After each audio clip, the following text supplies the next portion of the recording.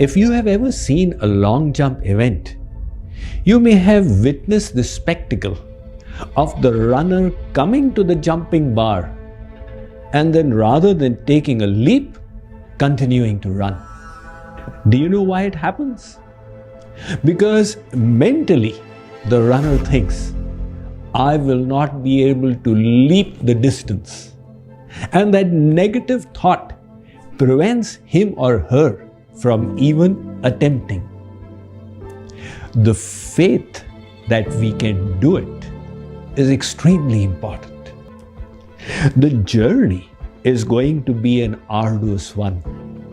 In the process, it is natural that we will stumble and stumble often. However, if we fall, it should be only to learn the art of a better walking. Remember, those who succeed and those who fail, what is the difference between them? The successes also failed, but they continued striving until they reached the goal. And the failures gave up after a few unsuccessful attempts.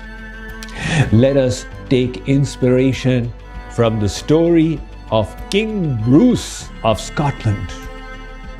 His army had been defeated by England, and he was on the run. 6 times he gathered his soldiers and attacked to regain his kingdom, but every time he failed. After the 6th attempt, he was despondent, sitting by himself in a cave, hiding from the English, when he saw a spider weaving a web, attempting to cross from one side to the other. It tried hard, but failed and fell. It did not give up. It climbed up again, but fell again. In this way, the spider made 6 attempts, but without giving up, strived once again and succeeded on its 7th attempt. King Bruce was inspired. If this little insect with its tiny intellect did not become despondent on failure after failure, why should I? He went back, he gathered his army again, and this time he managed to defeat the English and regain his Scottish kingdom. So, it is important not to become despondent or nirash. If in our efforts we become dejected, then we wash our hands off from all the possible gains. There is the story of a small kingdom which had an army of 300 warriors. They got news that the army from the neighboring kingdom is attacking them. That army had 700 warriors.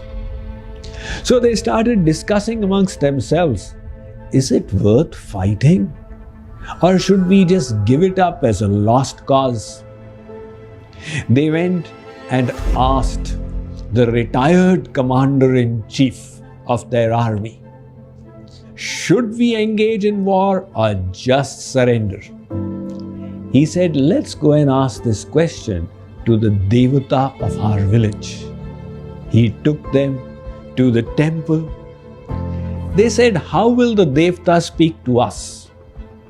He said, we'll take this coin and toss it. If it comes heads, it means Devata is instructing us, go and fight, victory will be yours. And if it comes tails, Devata is saying there is no point. He tossed the coin, it came heads. He said, the message is loud and clear, victory will be yours, go ahead.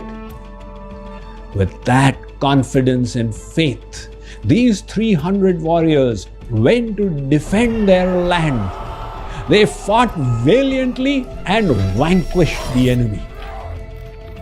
They returned to their retired commander-in-chief and said, "You know, Devta predicted the outcome so well." The commander-in-chief said, "Take a look at this coin." When he showed it to them again, it had heads on both sides. They said, "If it had heads on both edges, then how is it that Devta predicted the outcome?" The commander-in-chief said, "Devta's message was precisely this: if you have faith that success will be yours, then you will definitely succeed. To those who strive with full confidence in their efforts and faith in the attainment of the goal, success is assured." That is why the message for today is to have full faith that sooner or later we will definitely reach the goal. So let us give no place to nirasha or despondency in our hearts.